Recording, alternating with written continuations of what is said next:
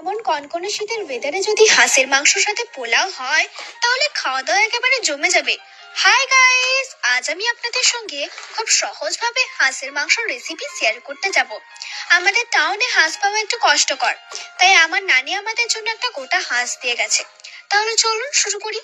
প্রথমে হাঁসের মাংসটাকে ঝলসে নেওয়া হয়েছে, তারপর গন্ধ দূর করার জন্য তার মধ্যে দিয়ে দেওয়া হয়েছে ভিনেগার, দিয়ে ভালো করে ধুয়ে নেওয়া হয়েছে।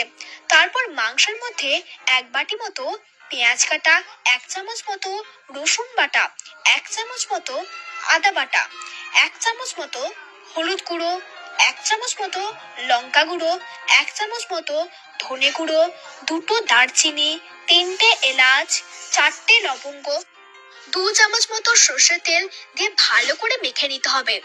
ভালো করে মাখানো হয়ে গেলে তার মধ্যে দিয়ে দিতে হবে স্বাদ মতো লবণ আর কিছুটা পরিমাণে জল, দিয়ে ঢেকে দিয়ে গ্যাসে চাপিয়ে দিতে হবে।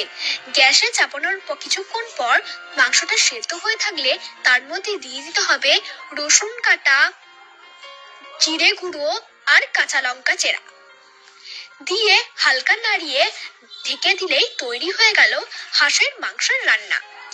এটা খেতে খুবই সুস্বাদু। আপনারা বাড়িতে এটা অবশ্যই ট্রাই করবেন এবং আমাদের জানাবেন।